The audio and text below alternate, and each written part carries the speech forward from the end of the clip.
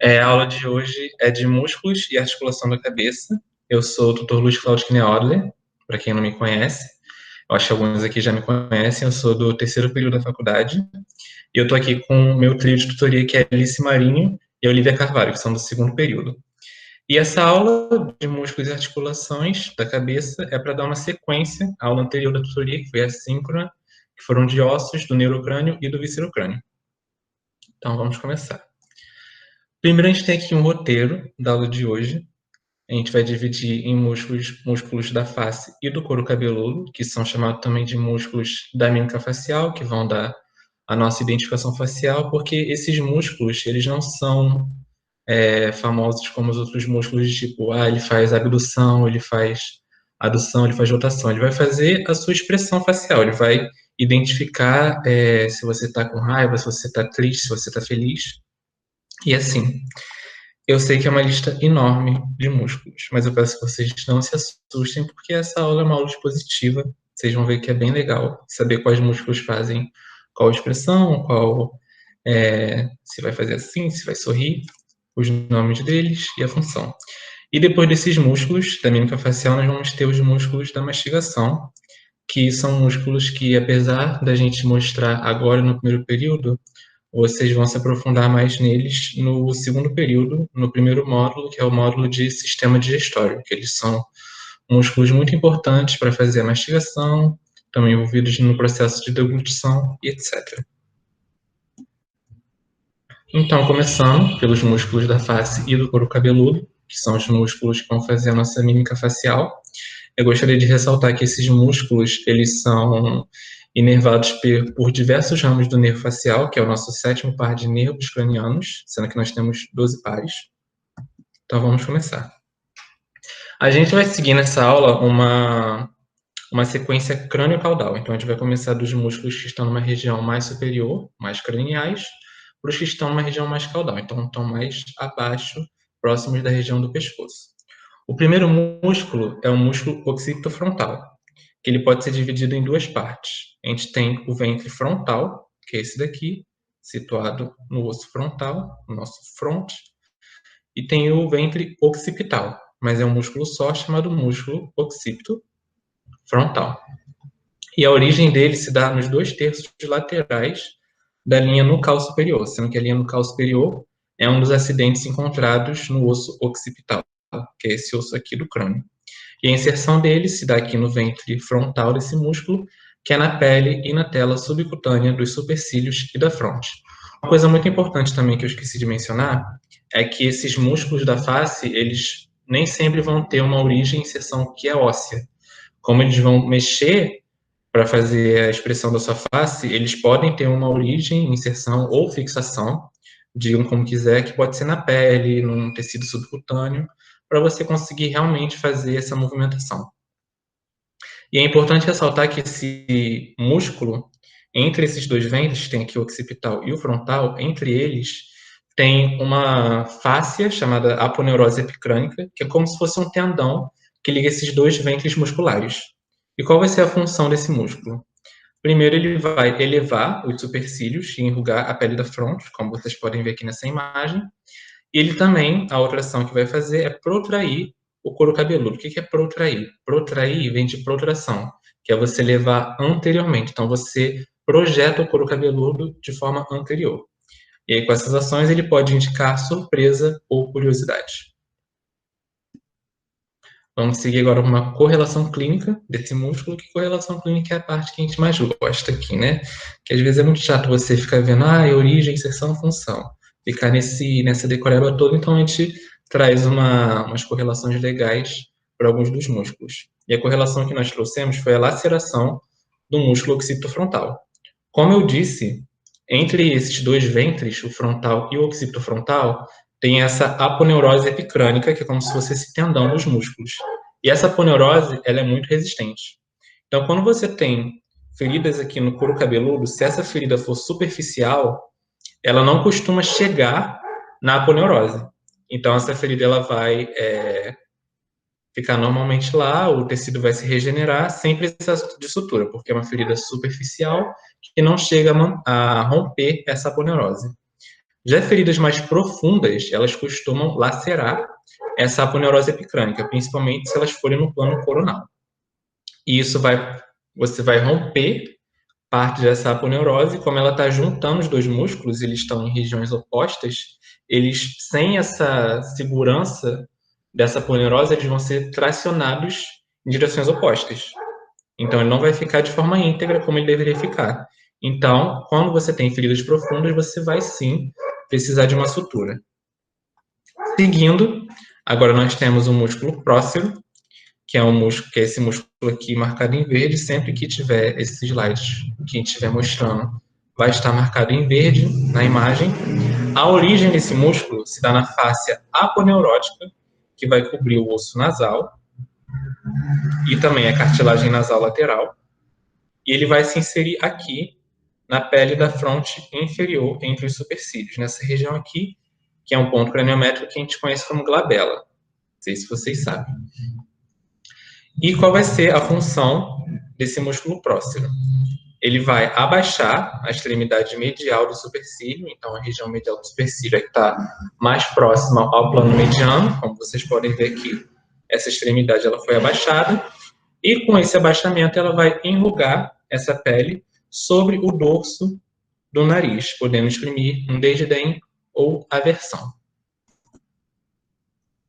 Mais profundamente, ao músculo próximo, a gente tem um músculo corrugador do supercílio. Ele tem origem aqui na extremidade medial do arco superciliar, medial, que está mais próximo do plano mediano, e ele vai se inserir na pele superior ao meio da margem supraorbital. A margem supraorbital, tá acima da órbita, é essa margem ao meio, mais ou menos por aqui, e também do arco superciliar. E qual vai ser a função do músculo corrugador do supercílio? Ele vai tracionar o supercílio de forma medial para o plano mediano e também de forma inferior. Então, ele vai levar para o meio e abaixar esse supercílio. E quando ele faz esse movimento, ele vai criar essas rugas verticais acima do nariz, que pode exprimir um interesse e uma preocupação. Como vocês podem ver, essa ruga aqui ela é um pouco diferente da que o prócero causa. Tá vendo? As rugas que o corrugador do supercílio causam, elas são mais verticais, mas isso é detalhe. Seguindo, a gente tem um músculo que é bem grande, que é o músculo orbicular do olho, e por ele ser bem grande, ele acaba tendo 3 origens, que é a margem orbital medial, próxima à linha mediana, tem o ligamento palpebral medial, por aqui, e o osso lacrimal, que é um osso que é mais interno, e esse músculo acaba tendo uma inserção que é na pele toda ao redor da margem da órbita. Qual vai ser a função desse músculo? Ele vai fechar as pálpebras. Porém, pelo orbicular do olho ser um músculo que é maior, ele acaba tendo uma separação em 2 partes. É a parte palpebral, que é a parte que vai fechar as suas pálpebras com mais suavidade, quando você vai piscar o olho. Então, esse movimento de piscar o olho é só a parte palpebral trabalhando. Porém, quando você quer fechar suas pálpebras com uma firmeza maior, uma força maior, você não acaba trabalhando só a parte palpebral, mas também a parte orbital. E agora, seguindo para mais uma correlação clínica, agora com o músculo orbicular do olho. Lembra que eu falei lá no início que os músculos da mímica facial são inervados pelo nervo facial, que é o sétimo par de nervos cranianos? Então, aqui a gente tem uma representação esquemática desses nervos. No caso aqui, o nervo facial direito em amarelo e o nervo facial esquerdo em laranja. O que acontece? Além de a gente ter esses 2 nervos, um de cada lado, a gente, a propósito de inervação, a gente também divide a musculatura facial em 2 porções. Seria, no caso, a porção de musculatura superior e a porção inferior. Mas o que a gente divide assim? Se vocês forem ver aqui, você está vendo que tem fibras amarelas e laranjas. Por quê? Porque a região superior recebe dupla inervação, no caso do nervo facial esquerdo e do direito. Então, a região superior recebe dupla inervação. Já a região inferior recebe apenas uma inervação, do nervo facial esquerdo ou do direito. E ela é contralateral. Como assim contralateral? Se eu tenho a minha musculatura inferior da face direita, isso significa que eu vou receber inervação do meu nervo facial esquerdo. Então, o nervo facial esquerdo ele cruza Ele desce do córtex, vai para a ponte, e aí ele chega na minha musculatura facial inferior direita. Se vocês tiverem dúvida, vocês podem perguntar, mas eu gostaria também de ressaltar que essa parte assim de inervação e se você vai ter uma paralisia contralateral é uma questão mais para o segundo período que vocês vão ter um módulo só de sistema nervoso.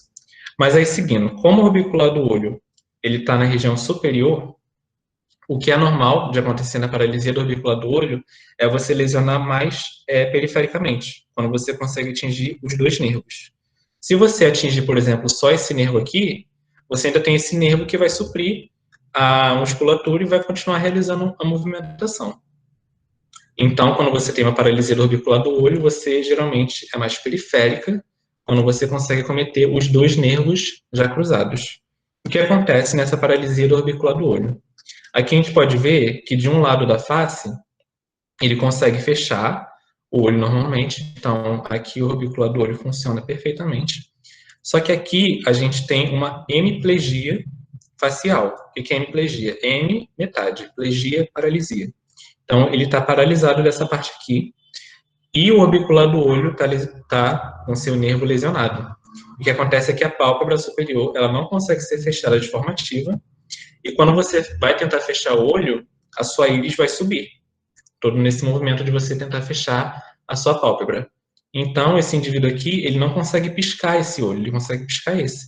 E essa ausência de você piscar os seus olhos, você vai fazer com que a sua córnea fique ressecada, e uma córnea ressecada, ela fica muito mais suscetível a inflamações, como a ceratite, do que a sua outra córnea. Correto? Surgiu alguma dúvida ou ficou tudo ok? Só para saber.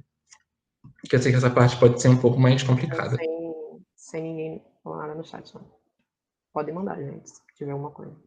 Podem mandar. Enquanto isso, então, eu vou seguir. Qualquer coisa vocês me interrompem. Seguindo, depois do orbicular do olho, a gente tem o músculo nasal, que ele tem origem no processo frontal da maxila, que é essa região aqui, do osso da maxila, e ele vem a se inserir nas cartilagens nasais. Qual vai ser a função desse músculo nasal? Que são dois, né? O músculo nasal esquerdo e o músculo nasal direito, direito e esquerdo. Qual vai ser a função? Ele vai mover a asa do nariz em direção ao septo nasal, para comprimir a abertura. Então, o músculo nasal ele vai comprimir a abertura do nariz. O próximo músculo é esse daqui marcado em verde, que é o levantador do lábio superior e da asa do nariz. Não são dois músculos diferentes. Isso aqui é o nome de um músculo só, levantador do lábio superior e da asa do nariz, que é esse aqui. No caso aqui a gente tem o direito e aqui a gente tem o esquerdo. A origem desse músculo é a mesma do nasal, que é o processo frontal da maxila, só que ele vai se inserir nas cartilagens alares maiores do nariz. E qual vai ser a função? Ele vai ter uma função que é quase que oposta à do músculo nasal. Ao invés de ele comprimir a abertura nasal, ele vai dilatar a abertura nasal quando ele faz o abaixamento da asa. E isso pode acontecer durante a raiva ou durante um esforço intenso. Seguindo, agora, como vocês podem ver, alguns dos músculos eles estão dissecados nessa imagem, porque o levantador do lábio superior, que é o músculo que eu vou falar agora, ele é um pouco mais profundo.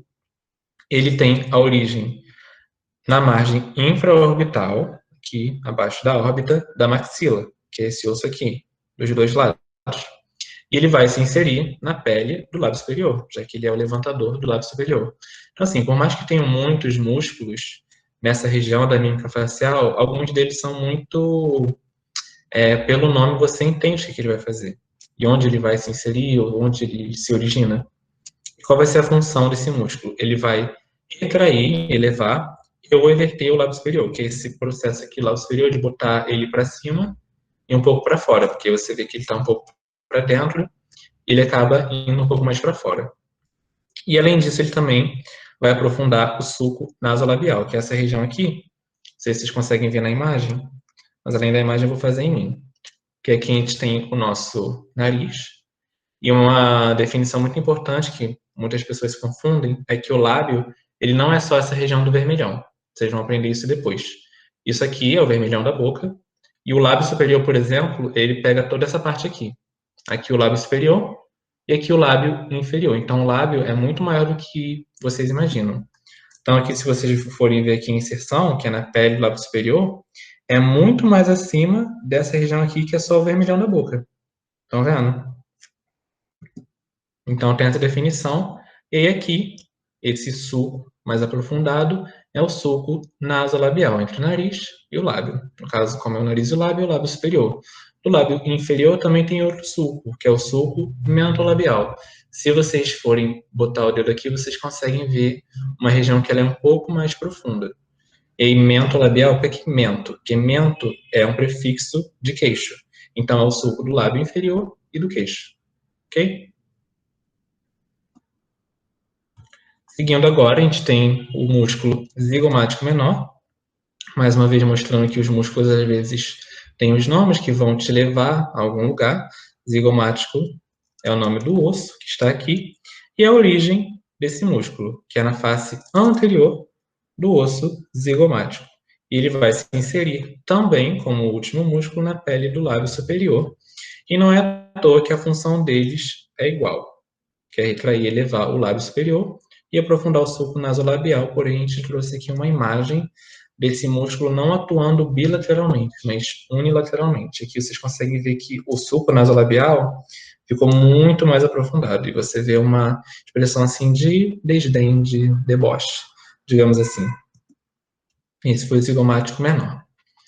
Seguindo abaixo do zigomático menor, nós temos o músculo zigomático maior, que ele se origina da face lateral do osso zigomático, e ele não se insere no lábio superior, na pele do lábio superior. Ele vai se inserir no ângulo da boca. O ângulo da boca é esse cantinho aqui da boca. E como ele vai se inserir ali, a função dele, por mais que esteja parecida aqui, a gente não consegue achar imagens que mostrem o músculo atuando sozinho. Muitas imagens, uma vez que você vai fazer uma expressão, você vai atuar com o zigomático maior e o menor, e aí também o levantador do ângulo da boca. Então, aqui, ele vai elevar a comissura labial, que é o canto da boca. Se ele elevar bilateralmente, você vai sorrir. E unilateralmente, você vai ter essa expressão aqui de desdém, deboche, etc. Seguindo, temos profundamente o levantador do ângulo da boca, aqui em verdinho, ele está bem profundo ao zigomático menor, ao zigomático maior. E ele tem origem na margem infraorbital, abaixo da órbita da maxila, que é esse osso aqui. E ele vai se inserir, perdão, assim como o zigomático maior, no ângulo da boca, que é esse canto da boca. E a função dele vai ser alargar a rima da boca. O que é a rima da boca? A rima da boca é a abertura da boca. Então, assim, ele alarga a boca, ele abre a boca, quase, digamos assim. E ele atua como se você fosse sorrir com os dentes à mostra, já que você vai alargar a rima da boca, que é a sua abertura. Seguindo, agora a gente tem outro músculo grande, assim como o orbicular do olho, que é o orbicular da boca. O orbicular do olho está no olho, o orbicular da boca está na boca. Como ele é um músculo grande também, ele também tem 3 origens, assim como o músculo orbicular do olho, que é na parte medial da maxila, na parte superior, e da mandíbula, na parte inferior. Também na face profunda da pele perioral, que é a pele próxima à cavidade oral, e no ângulo da boca, que é o canto da boca, e ele vai se inserir na túnica mucosa dos lábios. A túnica mucosa é uma divisão que vocês vão ver mais para frente em histologia. E qual vai ser a função do orbicular da boca? No seu tônus muscular, ele vai fechar a abertura da boca, ou seja, ele vai deixar sua boca fechada. Assim. E quando você contrai esse músculo, ele vai comprimir e protrair os lábios. Uma situação de beijo, por exemplo, ou fazendo biquinho. E lembrando, a protração é você projetar de forma anterior. Ou então, ele pode fazer a resistência à distensão quando você faz, você assopra ou assovia. E agora trazendo a correlação do orbicular da boca, assim como tem a paralisia do orbicular do olho, a gente tem a paralisia do orbicular da boca. Porém, recapitulando aquilo que eu falei, que a parte de baixo recebe inervação única, enquanto a de cima recebe dupla inervação. Como o orbicular da boca é um músculo que está na parte de baixo, você não precisa ter uma lesão aqui, nessa parte periférica com os dois nervos, para você fazer a sua paralisia. Você pode ter, por exemplo, uma lesão aqui no nervo facial direito, a nível do sistema nervoso central, a nível de córtex, e isso fazer com que tenha uma paralisia do orbicular da boca no lado esquerdo, como a gente pode ver aqui nessa imagem, que essa parte aqui está completamente paralisada e sem função, enquanto essa daqui tem função. E o que acontece nessa lesão? A pessoa vai ter distúrbios da articulação da fala, ela não vai conseguir falar muito bem, se articular, e além disso, o ângulo da boca ele vai ficar caído.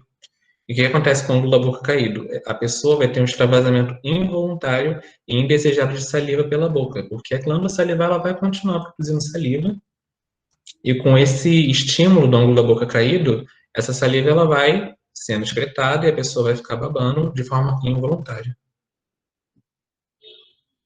Seguindo, a gente já está acabando os músculos da mímica facial. Eu não sei se vocês estão assustados, se vocês estão tristes, se vocês estão felizes. Eu espero que vocês não estejam assustados com esse tanto de músculo. Mas aqui a gente tem o músculo risório, em verde. E a origem dele é na face parotídea de glândula parótida, e na pele da boca, mas isso é muito variável. E a inserção dele é também no ângulo da boca, já que é um músculo risório. Então, quando você ri, você mexe o ângulo da boca. Então, a função do músculo risório dos dois lados é levantar essa comissura labial bilateralmente para você sorrir. Só que como ele não vai mexer na rima da boca, como o músculo anterior, você vai sorrir sem mostrar os dentes, com o risório. Seguindo, agora a gente tem o músculo bucinador, que é um músculo um pouco polêmico. Por que é um músculo um pouco polêmico? Como vocês viram, a gente colocou o músculo bucinador dentro de músculos da mímica facial.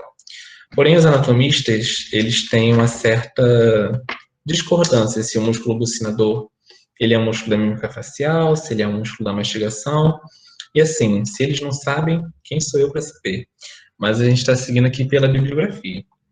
E a origem do músculo bucinador, agora seguindo, na mandíbula e nos processos alveolares da maxila e da mandíbula. Os processos alveolares é onde os dentes vão se encaixar com as suas gonfoses e etc. E a inserção do músculo bucinador é no ângulo da boca e também no músculo orbicular da boca. E o que o músculo bucinador vai fazer? Ele vai pressionar a bochecha contra os nossos dentes molares. Ele vai, de certa forma, ajudar na alimentação, porque ele vai, junto com a língua, manter o alimento fora do vestíbulo da boca. O vestíbulo da boca é o espaço que fica fora dos dentes, na cavidade oral, então ele não deixa extravasar para fora da sua cavidade oral, onde está a sua língua, etc., para fora dos dentes, que é o vestíbulo da boca. E ele também, como ele está junto do orbicular da boca, ele pode ajudar na parte que o orbicular da boca faz resistência à distensão no sopro. E agora trazendo correlação clínica, porque estamos aqui para isso.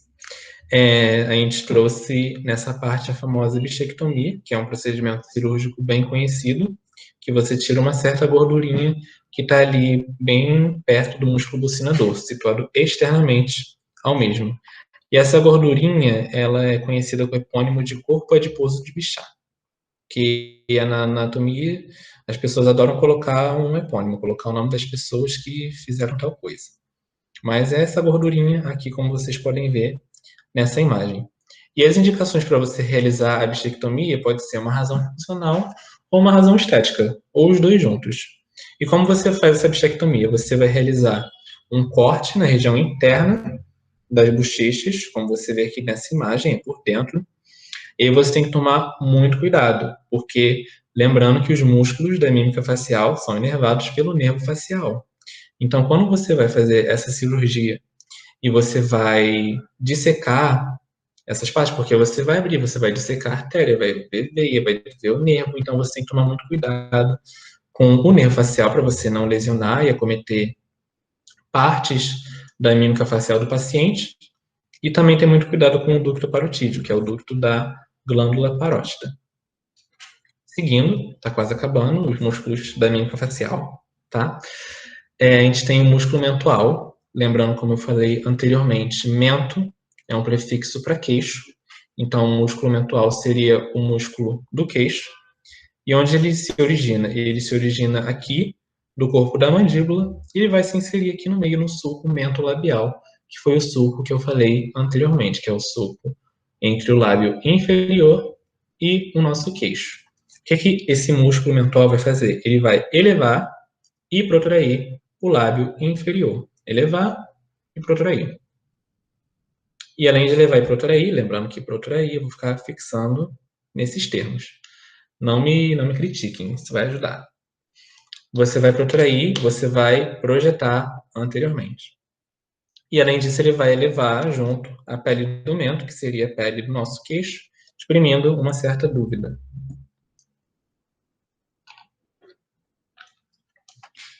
Perdão. Voltando. Agora, outro músculo que a gente tem aqui nessa região, que já está acabando, como vocês podem ver, é o abaixador do lábio inferior, assim como tem o levantador, a gente vai ter o abaixador ou depressor, que ele tem duas origens, que é no músculo platisma, que é esse músculo aqui de fim da face e início de pescoço, e também na parte anterior e lateral do corpo da mandíbula, dos dois lados, e vai acabar por se inserir na pele do lábio inferior, visto que ele é abaixador do lábio inferior. E ele vai retrair ou inverter o lábio inferior, mostrando tristeza. Aqui, gente, vocês ignoram a parte de cima, né? Se vocês taparem, fingirem que ele não está mostrando os dentes, ele vai estar exprimindo tristeza, como tinha aqui, nessa imagem do músculo mentual. Indo, esse é o antepenúltimo músculo, ou penúltimo. A gente tem o abaixador do ângulo da boca, que ele se origina na base anterolateral da mandíbula e se insere no ângulo da boca, já que ele é o abaixador do ângulo da boca. E abaixando o ângulo da boca, ele vai exprimir reprovação e tristeza, quando você faz esse abaixamento de forma bilateral. Agora, o último músculo da mímica facial, que é o músculo que está na face, mas ele está no pescoço, então já serve como um gancho para as próximas tutorias, é o platisma, que ele tem origem na tela subcutânea das regiões infra e supraclavicular. Aqui é a nossa clavícula, então região infra e região supraclavicular, se inserindo na base da mandíbula, na pele da bochecha e do lábio inferior, e também pegando ali um pouquinho da parte do músculo orbicular da boca. O que ele vai fazer? Ele vai auxiliar no abaixamento da mandíbula e ele vai também tensionar a pele da região inferior da face do pescoço, exprimindo essa caricatura aqui. Se vocês fizerem isso, vocês conseguem sentir bem o platisma. Eu acho que aqui também está bem destacado nessa imagem. Certo? A inervação, como eu disse, a inervação motora é dada por ramos do nervo facial, que é o sétimo par de nervo craniano, e a inervação sensitiva, porque a gente sente o tato, a gente sente dor, a gente sente choque, a gente sente temperatura, calor, frio, também na pele da face. É dada por ramos do nervo trigêmeo, que é o quinto par de nervos cranianos. E aqui nessa imagem a gente consegue ver em vermelho são as artérias de vascularização, em amarelo são todos os nervos, e aqui em verdinho seria o nervo facial, emitindo seus ramos para a musculatura. Uma correlação com a inervação é a glândula parótida. Como eu já mencionei, a glândula parótida era uma glândula com função de produção e secreção de saliva. E além da glândula parótida, nós temos outras duas, que são as glândulas sublinguais e as glândulas submandibulares, sendo que a glândula parótida é a maior delas. E por que a glândula parótida é importante na inervação? Porque o nervo facial, quando ele passa para os músculos, ele chega a atravessar a parótida e aí de lá ele vai e emite seus ramos. E o que acontece? Se você tem alguma patologia nessa glândula, se você tem um tumor que evolui muito rápido, você tem uma parotidite, que é uma inflamação e também vai fazer uma tumoração nessa glândula, você pode comprimir os ramos desse nervo facial, gerando o quê? Paralisias na face, como eu falei anteriormente, uma paralisia do orbicular do olho, do orbicular da boca. Então, quando você está realizando alguma cirurgia nessa região da glândula parótida, você tem que tomar muito cuidado para você não acabar cometendo algum nervo e também o ducto parotídeo, para você também não comprometer a função da própria glândula. Quanto à irrigação e a drenagem, a irrigação desses músculos da mímica facial é dada por artérias faciais, principalmente, que são ramos da artéria carótida externa, que é essa artéria aqui marcada em verdezinho. Aqui a gente tem a artéria carótida comum, aqui a gente tem o seio carotídeo, que é uma dilatação que vocês vão aprender sobre no módulo 3 de sistema cardiorrespiratório, e aqui seguindo em verde a gente tem a carótida externa e mais profundamente, indo em direção ao encéfalo, nós temos a artéria carótida interna. E a drenagem venosa dessa musculatura é feita por veias satélites dessas artérias. São veias que irão acompanhar essas artérias e vão receber o mesmo nome, que são as veias faciais. Seguindo, a gente acabou com a mímica facial, agora só falta essa parte, que é a musculatura da mastigação. São apenas 4 músculos, mas como eu mencionei no início da aula, essa musculatura vocês vão se aprofundar mais no período que vem, no sistema digestório, porque é uma musculatura muito importante, muito envolvida nos processos do sistema digestório, bem no início, obviamente. Então, vamos seguir. O primeiro músculo dos 4 é um músculo temporal, que ele leva o mesmo nome do osso, em qual ele está encaixado, que é o osso temporal. E a origem desse músculo temporal é no assoalho da fossa temporal, sendo que essa fossa temporal é um acidente ósseo desse osso temporal e também na fáscia temporal profunda. E qual a inserção do músculo temporal? No processo coronoide, que é essa região aqui da mandíbula, e mais aqui internamente a gente não consegue ver essa imagem, mas é por aqui no ramo da mandíbula, que é essa região. Então, recapitulando, aqui é o ramo da mandíbula, que é o ângulo da mandíbula, e aqui é o corpo da mandíbula. E qual vai ser a função do músculo temporal? Ele vai elevar a mandíbula, né? Quando você mastiga, você abaixa e eleva a mandíbula. O temporal ele vai fazer a elevação dessa mandíbula e as fibras posteriores do músculo temporal vão retrair a mandíbula. A retração ela é contrária à protração. Na protração você vai projetar anteriormente, enquanto a retração você vai projetar posteriormente. Então vai fazer elevar e retrair, que é para trás, posterior. O segundo músculo é o músculo masseter, que ele tem origem aqui no arco zigomático e se insere também no ramo da mandíbula e no processo coronoide. Um negócio muito legal do músculo masseter é que se você forçar a mastigação, você consegue sentir o músculo masseter aqui. Quando você fecha bem a mandíbula, você consegue sentir aqui o músculo masseter contraído. E qual vai ser a função desse músculo masseter? Ele vai elevar e realizar a protrusão da mandíbula, que é elevar para frente, projetar de forma anterior, enquanto as fibras profundas vão fazer a retração, que é o contrário da protrusão ou protração. Então, eleva, protrai, e as fibras profundas retraem. Seguindo agora o terceiro músculo, que é um músculo pterigóide lateral com 2 cabeças de ambos os lados. Isso aqui é uma visão posterior do nosso corpo, para poder visualizar o pterigóide lateral esquerdo e direito. A gente tem a cabeça superior desse músculo, que tem origem na superfície infratemporal da asa maior do esfenoide, e a cabeça inferior, que tem origem na lâmina pterigóide lateral. E qual vai ser a inserção desse músculo? No colo da mandíbula e no disco articular e cápsula da ATM. O que é a ATM? A ATM é a articulação temporomandibular, que é a articulação da cabeça que a gente vai falar no finalzinho. Então, como vocês podem ver aqui de disco articular e cápsula da articulação temporomandibular, isso meio que já dá um spoiler sobre essa articulação. Como ela tem esses elementos, ela é uma articulação do tipo sinovial, já que os outros 2 tipos de articulação não vão ter esses tipos de elemento na sua composição. E como esses músculos pterigóides laterais atuam? Quando eles agem juntos, o direito e o esquerdo, eles vão realizar a protrusão da mandíbula e abaixar o queixo. Então, protrusão, levar a anterior e abaixar o queixo. Isso eles agindo juntos. Quando eles agem separados, ou seja, só o pterigóide lateral esquerdo ou só o direito, eles vão fazer movimentos laterais, quando eles agem separados e alternadamente. Então, só a título de didática, eles fazem isso. Espero que vocês tenham gostado da exibição. Seguindo do pterigóide lateral, a gente vai ter um músculo pterigóide medial, que ele também vai ter duas cabeças, só que não vão ser superior e inferior. Nesse caso, vai ser a cabeça superficial e a cabeça profunda. A cabeça profunda, ela vai ter origem na superfície medial da lâmina pterigóide lateral, foi o que a gente falou anteriormente, e também no osso palatino, que é próximo ao céu da boca. E a cabeça superficial, ela tem origem na tuberosidade da maxila, que é esse osso aqui.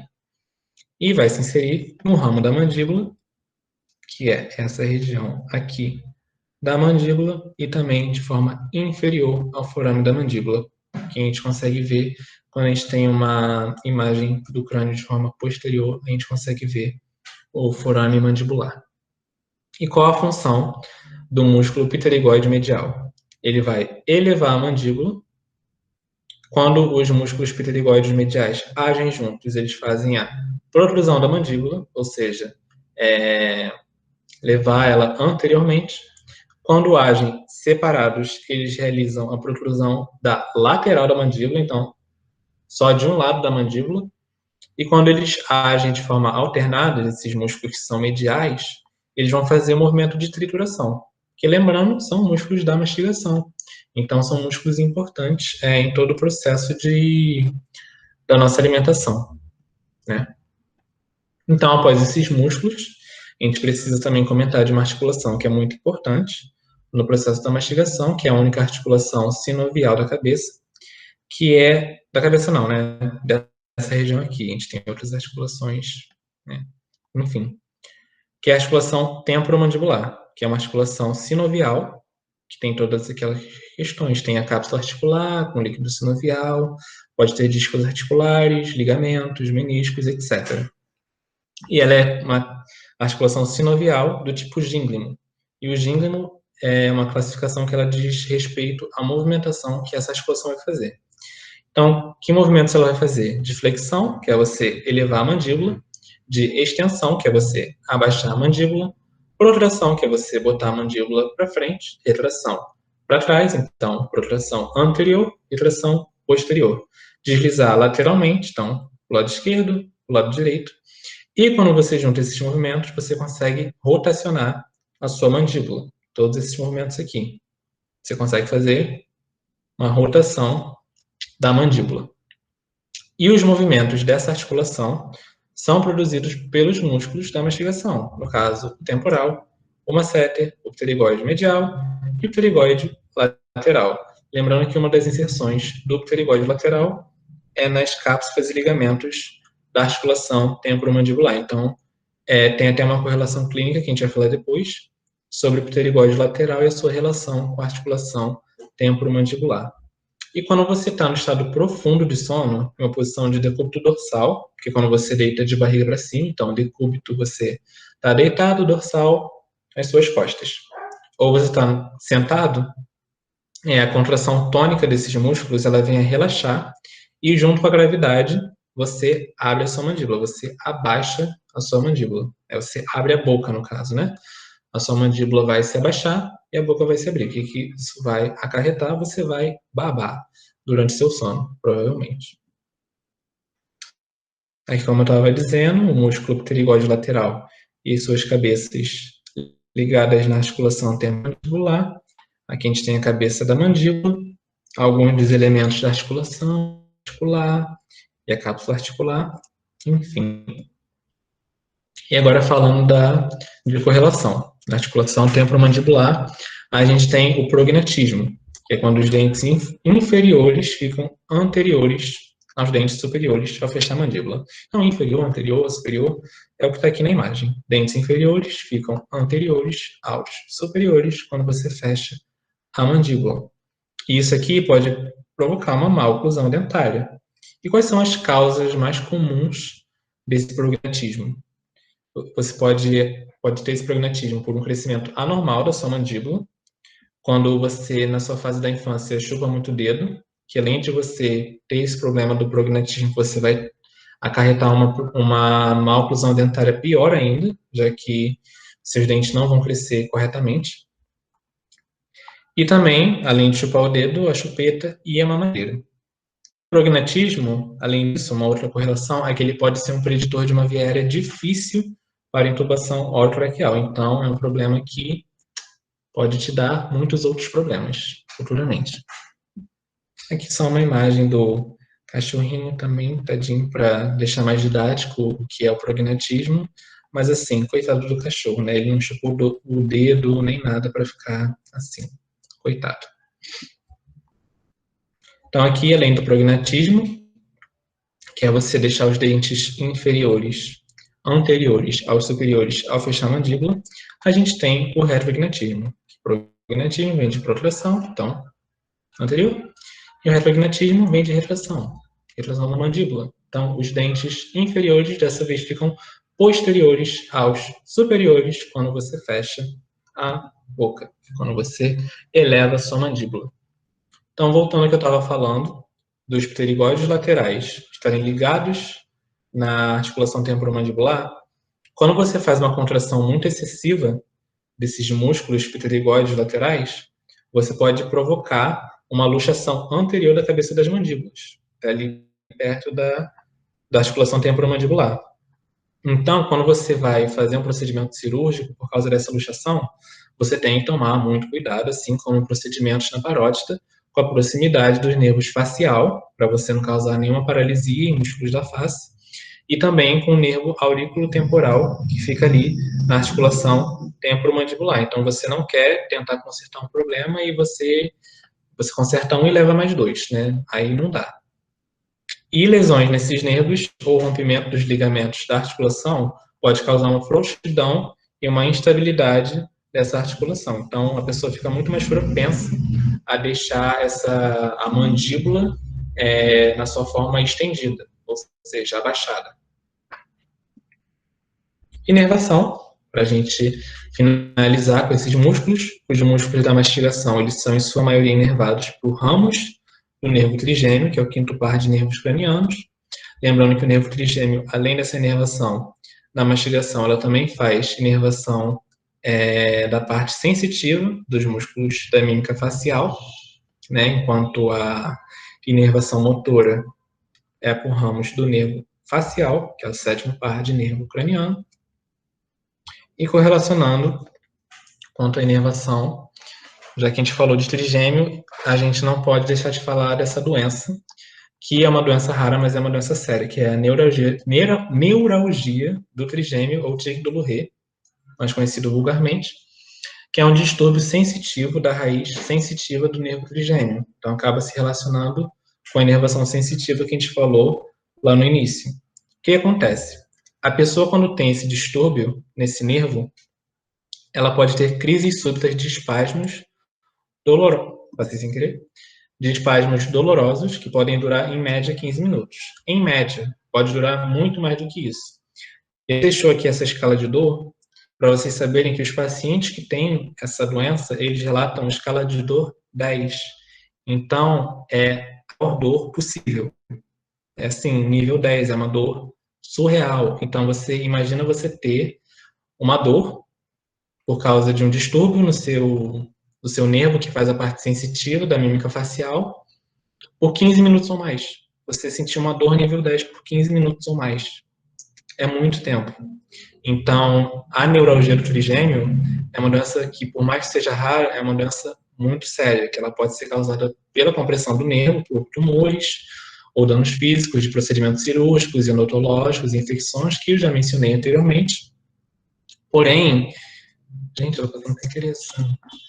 Porém, voltando, em alguns desses casos, a dor ela acaba sendo tão intensa e ela é tão constante que pode gerar alterações psiquiátricas no indivíduo, levando ele a desenvolver depressão e até tentativa de suicídio. Então, assim, é uma doença muito séria, é uma dor muito grande, muito constante, crises que acontecem muito constantemente.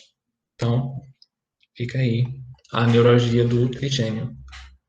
Seguindo, após a inervação, A gente tem a irrigação dos músculos da mastigação, que é dada por artérias maxilares, que também são ramos da artéria carótida externa, como eu falei anteriormente dos músculos da mímica facial. E a drenagem é feita pelo plexo venoso pterygoide, correto? Essas foram as referências da aula de hoje, que eu, Alice e Olivia usamos para montar. Eu espero que vocês tenham gostado. Se ficou alguma dúvida, nós estamos aí para responder, ajudar vocês, estamos sempre à disposição. E obrigado a todos. É isso. Alguém tem alguma dúvida, gente? Eu sei que são muitos músculos e é a primeira vez que vocês estão usando músculo na vida, né? Só que esses músculos são bem intuitivos por causa dos nomes deles. Mas mesmo assim, vocês nunca tinham visto essas coisas de origem, inserção, inervação, então pode sim ficar várias dúvidas, então podem mandar pra gente. Se vocês não quiserem falar agora, na frente de todo mundo, pode mandar, sei lá, pra gente pelo WhatsApp, o grupo da Anatomia 144, que a gente tá lá também. Enfim, não deixem de perguntar, porque essas coisas são muito importantes. E obrigada por terem visto. Olivia, você vai eu vou tentar fazer aqui. Gente, eu vou tentar apresentar aqui um programa. Agradeço ao André Tutor, que me ensinou a usar, porque eu acho que vai ajudar na visualização dos músculos para vocês. Então, quem não quiser sair, quiser continuar, vai ser bem rapidinho, mas eu vou mostrar para vocês. Acho que vai dar uma visão melhor. Peraí. Se a internet permitir.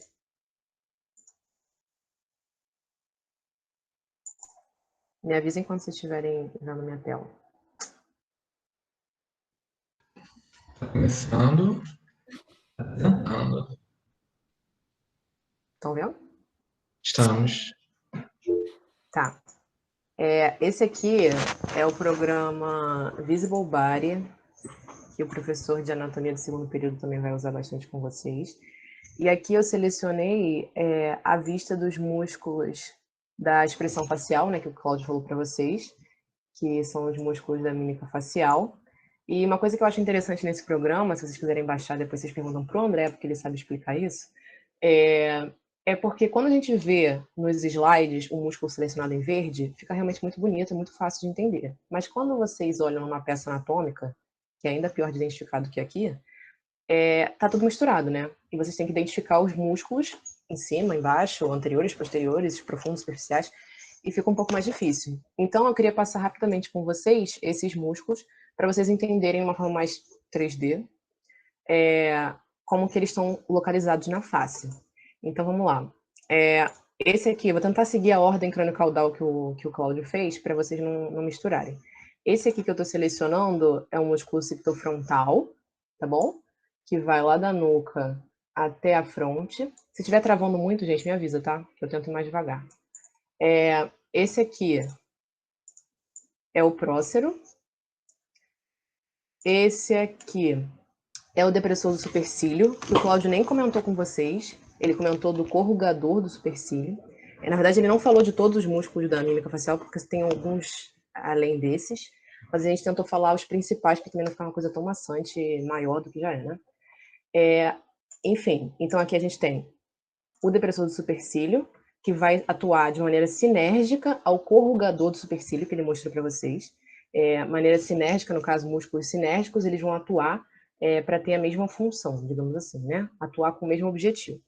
Aí eu pergunto para vocês, cadê o corrugador do supercílio que não está aqui? Aí eis a questão, ele está embaixo, ele está mais profundo. Então eu vou começar a apagar os músculos aqui, para vocês entenderem onde é que ele está. Eu vou apagar o occipito frontal, vou apagar... Oi. Pode virar lateralmente a figura do crânio, por favor? Porque perguntaram quais são os músculos que mexem as orelhas. Daí que estão do lado. Tá, então eu vou falar logo deles, depois eu volto para mim, então já que perguntar. Esses aqui são os músculos auriculares. São 3 de cada lado. Esse aqui que tá azulzinho é o auricular posterior. Esse maiorzão aqui é o auricular superior. E esse aqui é o auricular anterior. A gente não falou deles, assim, com tanta ênfase, né? Acabou nem comentando sobre eles, porque eles não são músculos muito desenvolvidos nos humanos. Eles são músculos desenvolvidos mais nos caninos, nos felinos, para mexer as orelhinhas, né? Quando eles escutam barulhinhos. Mas tem algumas pessoas que conseguem mexer a orelha, vocês já viram isso, né? Consegue fazer aquela coisa que eu não sei fazer, então não dá para mostrar. Mas são esses 3 aqui, ok? Acho que foi a dúvida, né? E, obviamente, a face é bilateral, né? A cabeça tem 2 lados, então 3 desse lado também, ok? Aí, voltando para o que eu estava falando. Eu apaguei aqui o occipito frontal, aqui em cima. Vou apagar agora o prócero. Eu vou selecionar as 2 partes. Lembrem que, com exceção do occipito frontal e do orbicular da boca, provavelmente os músculos vão ter esquerda e direita, esquerda e direita, esquerda e direita. Então, para não ficar repetindo e ficar chato, eu vou apagar de uma vez só. Então, eu apaguei o prócero aqui. Vou apagar o depressor do supercílio. E tcharam, apareceu o corrugador do supercílio.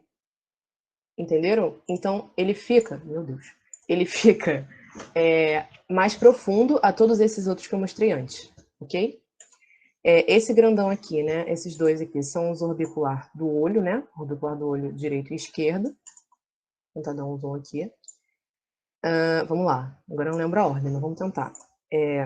Esse aqui é o nasal, direito e esquerdo. Lembrando que ele vai ter uma outra porção aqui. Essa aqui é a porção transversa dele.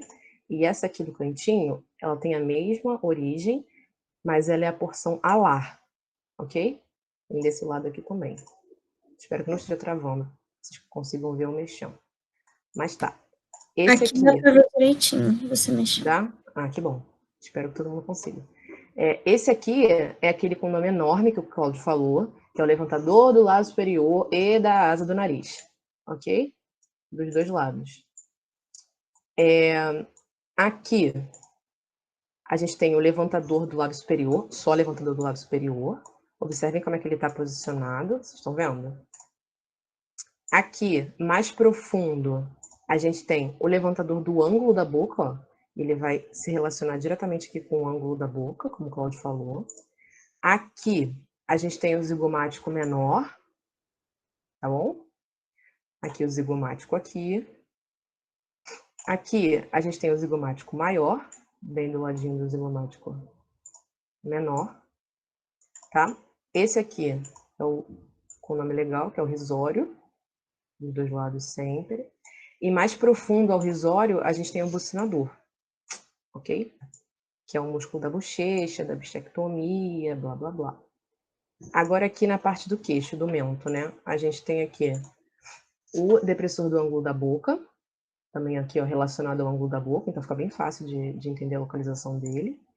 Esses aqui são os depressores do lábio inferior, e esses aqui, mais profundos ao depressor do lábio inferior, o mentual, ok? E esse aqui embaixo, acho que só falta esse, né? Não esqueci nenhum. Esse aqui, grandalhão, que a gente nunca sabe se está na cabeça, está no pescoço, mas está nos 2 ao mesmo tempo, é o platisma, que foi o último que o Cláudio falou. E é isso. E agora eu vou falar dos 4, agora para finalizar, não vai demorar nem 2 minutos, a visão dos da mastigação. E aí vocês estão liberados para tirar dúvidas. Bom, aqui, tirei todos aqueles músculos da mímica facial e agora eu só tô com aqueles 4 da mastigação. Vocês lembram quais são? Temporal, masseter, pterigóide lateral e pterigóide medial. Então, como é que a gente localiza eles aqui? Temporal é bem fácil, né? Associa ao osso temporal. O masseter é esse aqui, que está mais posterior ao bucinador, né? Que não está aqui, porque no caso desse programa também entende que o bucinador é da mímica facial. Aqui a gente tem o masseter, a parte superficial e a parte profunda, tá vendo? Mas é o mesmo músculo. Aí agora o desafio final. Como que eu vou fazer isso? Vamos lá. E aqui, vocês entenderam como é que eu tô olhando para isso? Tô olhando para a nuca de baixo. Eu vou dar um zoom aqui para não ter que apagar nada, para vocês entenderem onde é que ficam os pterigóides. Esse aqui é o pterigóide lateral e esse aqui é o pterigóide medial. É um pouco difícil de entender, mas eu espero que vocês estejam conseguindo localizar. E, obviamente, tudo que eu falei para esse lado vale para o outro lado. Ok?